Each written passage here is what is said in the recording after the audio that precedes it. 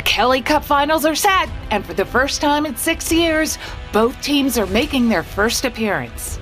It's not too early to start making changes for next season. We'll have details. Did you know there are 2 women directly involved in hockey operations in the league? We'll talk to both of them. The ECHL's ultimate goal is within reach. A preview of the final series and more right now on ECHL Week.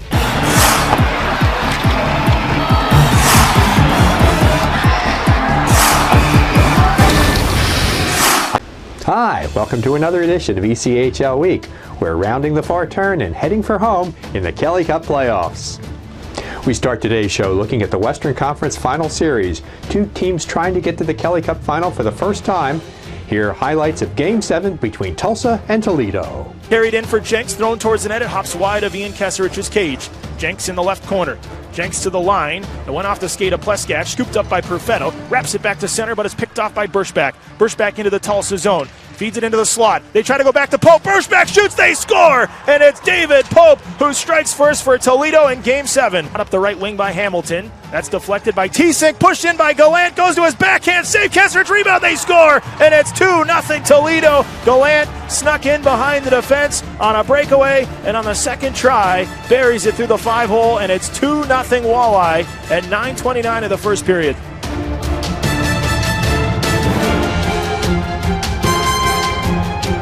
Around the boards to Jared Thomas at the right wing half wall. Thomas centers. Pleskach goes back door. Perfetto shoots. He scores! Steven Perfetto gives the Oilers life on the power play. It's 2-1. Behind the defense was Sadaway on a breakaway to his backhand and a save by Kesserich. This is thrown towards the front. Kesserich with a poke check. It's loose backdoor. They score, and Tulsa has another defensive lapse, and they pay for it this time. Chris Crane makes it 3-1. Intercepted by Thomas. In the right corner is McNulty. Tried to slide it back for Thomas. Picked off again by Brian Moore. Left corner. Moore up to the half wall. Top of the circle. Reverses it to the line. Register tries a shot. They score, and it's 4-1 Toledo. Up to the point. Strapluck with the hold, in behind the net, Pleskach. Pleskach out front, tries to pull the trigger, shoots, fought off by Nagel, they score! Jared Thomas cuts the Walleye, lead it.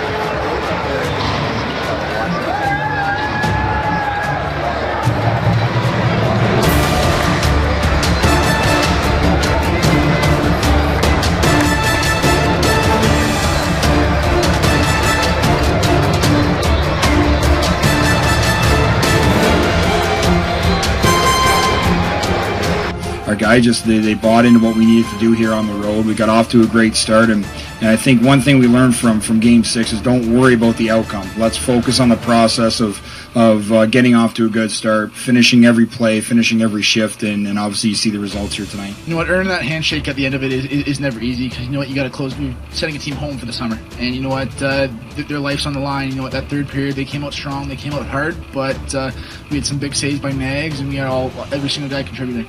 Just we're here, you know, let's go do it. We're not done yet. We still got to win some hockey games, and you know, this isn't the trophy we wanted, but you know, we're definitely excited to get this and move forward. Now the hard work starts. You know, that was a really tough series for us. We know Newfoundland's going to give us all we can handle as well. Hi, I'm Jeff Pyle of the Atlanta Gladiators, and you're watching ECHL Week. The 2018-19 season isn't even done yet, but already we're looking at changes for next season. We'll open our news segment now with a story about a team that's leaving the league. The end of the line has arrived for the Manchester Monarchs. The team ceased operations on May 15th. The Monarchs qualified for the postseason in all 4 of their ECHL seasons and won 4 playoff rounds during that span, but they were unable to translate on-ice success to putting fans in the seats. Manchester saw its average attendance figure drop in each of its seasons. The team was second last in the league in 2018-19. After discussing it with the City, State, Arena, and the LA Kings, the Monarchs' NHL affiliate, and seeking investment from other potential buyers, it became clear that ECHL hockey was no longer viable in Manchester, said team CEO Brian Cheek. The team the Monarchs became originally played in Huntington, West Virginia, and later moved to Beaumont, Texas, and Ontario, California, before ending up in New Hampshire. The Wichita Thunder are turning to a veteran coach with ECHL experience to lead the team next season. Bruce Ramsey, who coached the Tulsa Oilers in their first ECHL year in 2014-15, and afterwards spent 3 seasons as an assistant with AHL Grand Rapids, has been named as new bench boss in the Air Capital.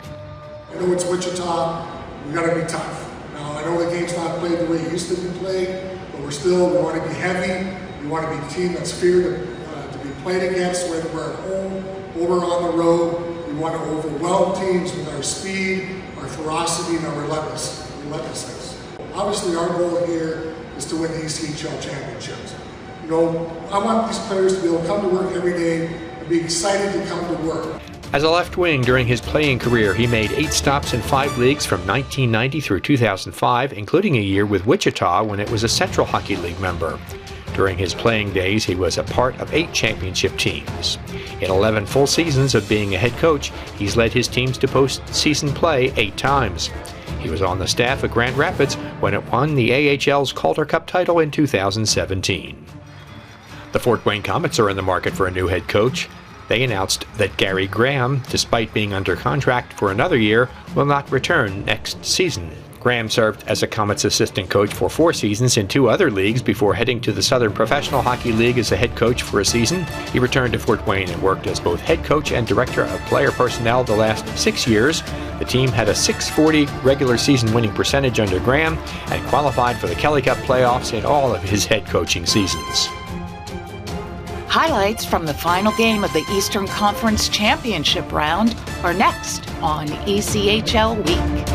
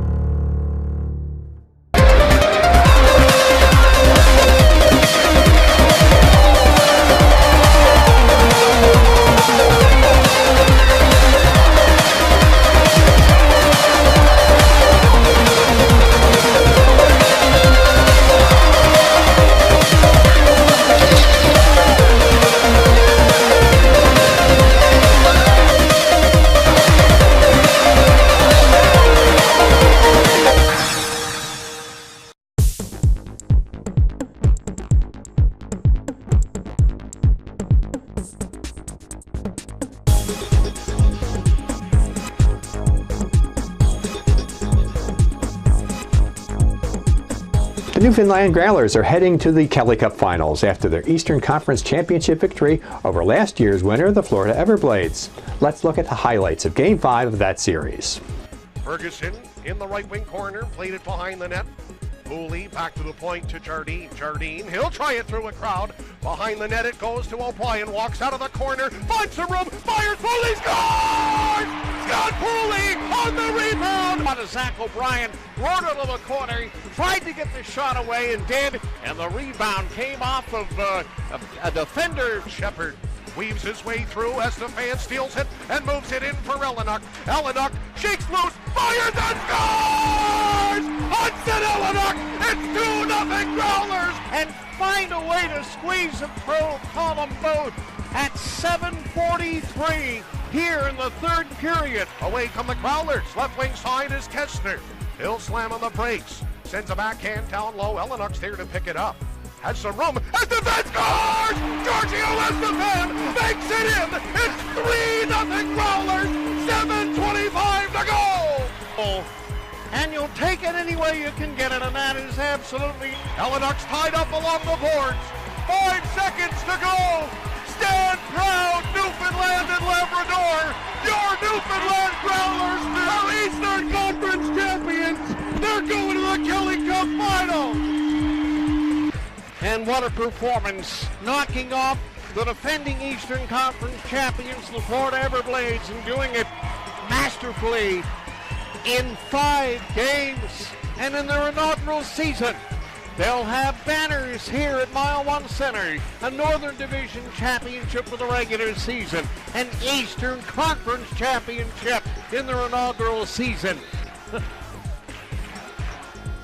Obviously really proud of the group. I mean, it's been a long season and we've continued to move forward, and I think we get better with each series. I think we get better with each game, which at this time of the year it's impressive because it's hard. It's a long year. We played, I don't even know how many games we played now, but we're up towards the 80, 90 mark, and we're continuing to get better and compete, and it's really good to see. The guys deserve it. They worked real hard this year. Really young group, and you could see how much they love to play the game and how much they love to learn. It's definitely going to be a good series to finish off, and we got one more, so we're definitely going to be ready for it, and we're going to go hard. It's an honor to play in front of these guys or behind these guys, and I'm having a lot of fun, and it's a really team effort tonight, and I'm kind of at a loss for words, to be honest. So it's been fun. It's the first step of where we want to be at the end of the day. We're one of two teams that's left. We'll enjoy this right now, but we still have 4 games to win. Hi, I'm Stixie Smith of the Brampton Beasts, and you're watching ECHL Week. The National Hockey League program, Hockey is for Everyone, promotes an all-inclusive game experience. ECHL Week talks to 2 uncommon organization members whose valuable contributions are making a difference. Concussions, broken collarbones, ankle sprains. The realm of ice hockey can be fraught with injuries. At the minor pro level, the ultimate line of defense against those injuries is one of a team's most trusted staff members, the athletic trainer. In the ECHL, 2 teams currently have women in those positions. Tara Gilliland-Smith of the Brampton Beast and the Adirondack Thunder's Aisha Visram. Gilliland-Smith is the veteran, having worked for a number of years with teams in various minor leagues, including the Kalamazoo Wings. She's been the only athletic trainer the Beast have had during their 5 ECHL seasons. The thing with Tara is she's been doing this a long time, right? So it's really a turnkey operation. She knows what her responsibilities are, and do we have conversations on how long or what do you think and those sorts of things? Yes, but it really just takes the pressure off me of worrying about the AT and what they need to do and their day-to-day stuff where, she's such a veteran and she has her routine and she gets her job done. Gilliland-Smith acknowledges the influence of an American Hockey League trainer she worked with during her studies. I was fortunate when I was at Sheridan. One of my placements was with the Hamilton Bulldogs. They were an AHL team at the time, and they were the Edmonton Oilers farm team. So I do feel like the trainer's name was Jerry Kurlowich at that time, and I do feel like he gave me some influence and just little things. I learned how to be a liaison with the players and the doctors, and how to set up a suture tray just to make the doctor's job easier, and a lot of little things, but it goes a long way at the end. Visram has completed her 2nd season in the ECHL, but that doesn't mean she's a novice in the sports world. I went to undergrad in Canada, in Guelph, which is just outside of Toronto, and then kind of went out west, and the system in Canada is a little bit different than it is here, so you actually do athletic therapy after your undergrad. So I headed out to Calgary to do that, and then I went to UMass for grad school, so that's kind of how I got into the American system, and still knew at that point that I wanted to work hockey, and was fortunate that after graduation I got a job at St. Lawrence University working with the women's hockey team, and then got even more fortunate that the year after the person working with the men's team left, and I was able to get that job. The trainers, or athletic therapists as they're called in Canada, had their own reasons for pursuing the profession, whether it be love of hockey or medicine or both. I actually didn't play a lot of sports, but I had an older brother who played, and I was dragged to all his games, and I would see players getting injured and stuff, and I kind of wanted to help them, and I think it just kind of went from there. In university, I didn't know about athletic therapy at the time. I was actually going to be a sports doctor, was kind of my aspirations at the time, and I went to Brock University in St. Catharines, and I discovered athletic therapy while I was there. And I went to the head athletic therapist, and I said, I have my first aid, I have my HTCP, which is a hockey trainer's certification in Canada. And I said, what can I do with this? So he said, come and be a student trainer. So I came the next year, and we ended up doing, he gave me rugby to work with initially. Then he said, what's your goal eventually? And I said, to work in pro hockey. And he tried his best not to laugh at me. Now we have a good laugh together since I actually achieved that. I actually remember the exact moment when I decided that this was what I wanted to do. I was at home in high school watching hockey on TV, and one of the Maple Leaf players got injured, and most of the time now they don't really follow the injuries, they kind of move the camera away. But at that point they kind of followed the athletic trainer off the bench. He went out onto the ice, went out to the player, did this thing, and then they both kind of got up and got off the ice together, and I just remember thinking that is just the coolest job ever. And when you pair that with the love of the sport, that seemed to work out perfectly. I've worked with a lot of really great people. I've had good supervisors and mentors and bosses, and I mean, Tara's obviously a huge resource for me at this level, so there's not one specific person who I see that I want to be that person, but I'm lucky enough to have worked with a lot of people that I've taken things from. Their breadth of preparation has certainly been to the benefit of the players. Adirondack trainer Visram's schooling included working in a sport very different from ice hockey. It's you're basically standing. It's when you go and see a rodeo and you see you've got the animals ready, and then you open the chute and they run out. You're basically behind the chute, and then if something happens, you're waiting for, if the bull's running around, you're waiting for it to stop before you can get out there. So it's kind of like you're waiting, standing there. You can see someone hurt. You can't really go get them because there's still an animal running around, and then you get out there, and usually if they're down, it's something bad. So I've seen seizures and crazy things like that because of just the nature of the sport there. Both trainers say being a woman working around so many men hasn't proven to be a problem. I found that it's usually not a big issue. I try to give them respect too. I don't just usually go busting in on them. I try to give them a heads up when I'm coming in, but at the same time I tell them if I have my job to do and I have to walk into the room where you're getting changed, I'm coming in. And they just understand, and guys are fine with it. But like I said, I don't hang out in the dressing room. I usually, either we have our own trainer's room separate, and if it's not, then I give them the heads up if I have to come in. I think I've gotten so used to it that it doesn't even really faze me anymore. There are, days when something specific or whatever happens that you're kind of like, man, I wish there was another girl here, but it's not like they leave me out or anything like that. If we go to dinner, it's not like, well, you're the only girl, so you're not invited. I'm a part of it. But Gilliland-Smith said she has noticed one difference. I think they don't yell at me as much as they might yell at a male trainer, but they also know I won't take it either, so I think they're sometimes afraid I'll come back at them. Those who work with them say that their being female has no bearing on how they do their jobs or how they're perceived by those on the team. Aisha's great. She's always on top of things, whether it be scheduling or travel or anything like that. I do travel for the team, and she's kind of the person I go to with all the questions to go downstairs, kind of my liaison between myself and maybe what the coaches are thinking or the players are thinking. So she helps out a lot in that way, and that's out of her role, really. And she does a lot of stuff that is really out of her role that really helps the team flow smoothly. So Aisha came in with Brad Tapper last year, our head coach, and Brad was a big preacher of family, and that went from the front office to the hockey ops staff to the guys in the locker room. And Aisha's really just been a part of our family since then. Her second year here, she helps everyone out. I mean, obviously with her job with being the athletic trainer, the guys come in for the injuries and stuff, but she's more than happy to come up and help us in the front office. Both trainers talked about what they believed was the best parts of their jobs. I think the variety. I've worked in clinics before, and I just find it's a long 8 hours of you're kind of doing the same thing, where here my job will vary between different tasks throughout the day, always new injuries, new situations coming up. Sometimes, and then I'll have students that I'm teaching at the same time, students that come into the arena to learn under me. So I like that it's a variety, that it's open. I can bring my kids sometimes if I need to, things like that. Definitely working with a group of people to get to one common goal. I'm a person, I mean, just like everybody else, that you're better at your job when you care about what you're doing. And for me, when I worked just outreach or random sports or things like that, you never really felt like you were a group. And here there's, whether it be down here or, you include the front office in it, we're all focused on the same thing. We're all trying to win.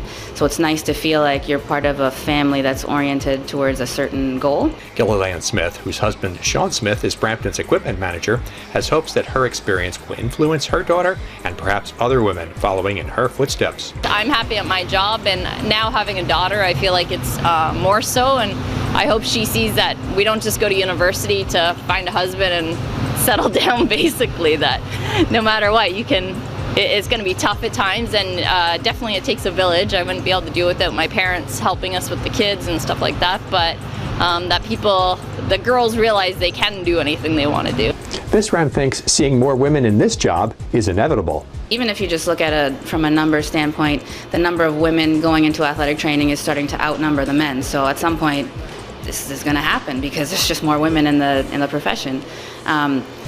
For me, I get a lot of younger women who are either graduating or about to graduate who will reach out to me and say hey, how did you get there? I want to do the same thing. So I know that the interest is there. There's plenty more women who hope to get to where we are and above as well. So I definitely see that increasing. It's again only a matter of time before we start to view this as normal and more of them get the chance to move up as well.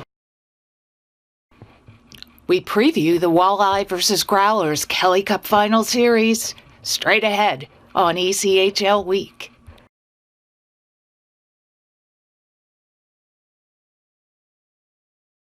Let me tell you about Pete, who always wanted to play pro hockey. Pete played since he was 3 and begged his mom to let him stay on the ice. Pete practiced and practiced until one day, when he was 37, Pete realized he just wasn't that good, so he threw his skates in the trash. But then again, Pete did switch to Geico, which saved him a bunch of money. So it all worked out. When I was your age, I was just like you, fascinated by stars.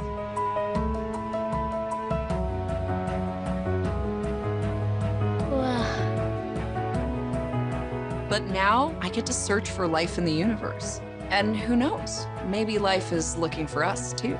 So we're like aliens to them? Yeah. Does anyone want to be a scientist now? I do. Awesome. We need more girls in STEM. Maybe we can find aliens.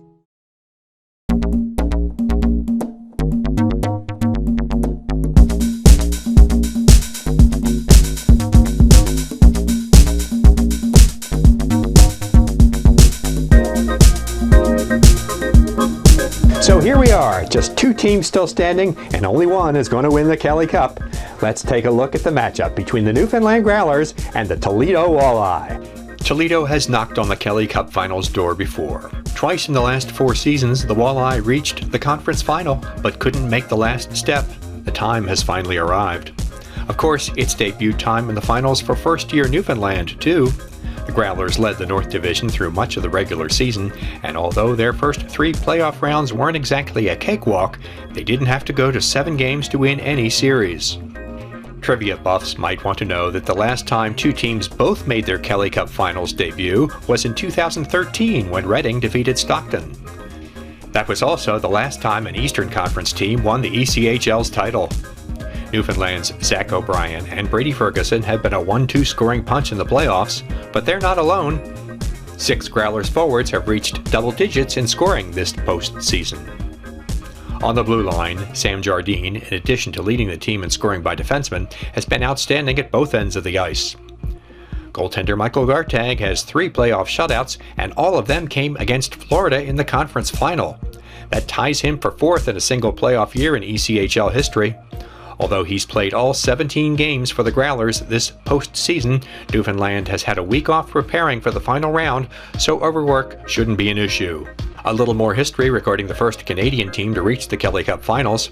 The Growlers are also the first squad to reach the league's final round in their initial year of existence since Greensboro in 1990, the ECHL's 2nd year. One stat worth noting, Newfoundland has scored the first goal in 8 of its playoff games and won them all. The Central Division champion Walleye feature balanced scoring. 9 players have reached double digits in points since the second season began, and 3 of them are defensemen, including Matt Register. More about him later. The defense has been really good too. Team goals against average in the playoffs is 2.06, tops among all 16 teams which qualified for the postseason. Of course, plenty of the credit for the stellar defensive stats goes to goaltender Pat Nagel, who, like his Newfoundland counterpart, has been the only goalie his team has employed this postseason. He's 1st in goals against average, 1st in saves, and 2nd in save percentage. On top of that, the series opener will be his 68th career Kelly Cup playoff appearance. Nagel is 3rd in ECHL history in that department. The Walleye know how to play smart. They've carried the lead into the 3rd period of 11 games this playoff year and won them all. Remember too, Toledo has the register factor in its favor. The veteran rear guard, who's the all-time ECHL postseason leader with 118 games under his belt, is the only person in league history who's won 3 consecutive Kelly Cups. A victory in this series would give him 4 straight, with 3 different teams, an astounding record. The last time a club from Toledo won the ECHL championship was in 1994, when the team was known as the Storm, and it was awarded the Jack Riley Cup. 25 years later, this series could feature the best pair of skating teams to ever take the ice for a Kelly Cup final. With the exception of Newfoundland captain James Melindy and Toledo forward Brian Moore, just about everyone else on these teams puts a premium on skating and not on rough stuff. So expect speed, speed, and more speed as one of these teams takes home its first ECHL crown. Hi, I'm Mike Beavis of the Wheeling Kneelers, and you're watching ECHL Week. Voices of the ECHL. Today, Dan Corcoran of the Florida Everblades. In addition to play-by-play announcing, what are your other duties? So in addition to doing the broadcasting, I also handle all the PR duties for the Everblades, including all the press releases that get written and sent out via social media and posted on our website. I also handle a lot of the website management in terms of the content of the website and the overall layout and presentation of the website. So that's the bulk of my duties. I also contribute in terms of the sales as well, and group tickets, season tickets, and corporate partnerships as well. Tell us about your pregame preparation. I don't really have anything in terms of superstitions or routines that I go through every single game. I try to have my prep charts ready to go within 2 hours prior to puck drop, and it's just going over last notes and familiarizing myself with both teams, especially with the visiting team, because it can be an opponent you might not see all the time. So making sure everything down pat for the opposing team is the biggest thing for me. But I try to stay away from caffeine, stay away from any carbonated beverages, because it's not too good for the voice. So that's my main criteria, is that I don't really indulge too much on anything besides water close to game time. What do you look for when watching games not involving the Everblades? Whether it's a Division I college game, NHL game, another ECHL game, whether it's the broadcasters, the presentation at the game, sponsorship elements even inside the arenas. I pay attention to all those things, just see what other people are doing, whether it's a broadcaster or sales staff from other teams, just to get ideas for myself, how I can better myself as a broadcaster and just as a professional within the sports industry. So I think it's not nearly the same as much as it was when I was growing up. I was just watching the game, focusing on that, and I think I had, to a degree, I paid attention to what the broadcasters were saying and how they executed things, but now too, times that by 10 is in terms of how much I pay attention to all the small things that happen throughout any given game. What do you like most about your job?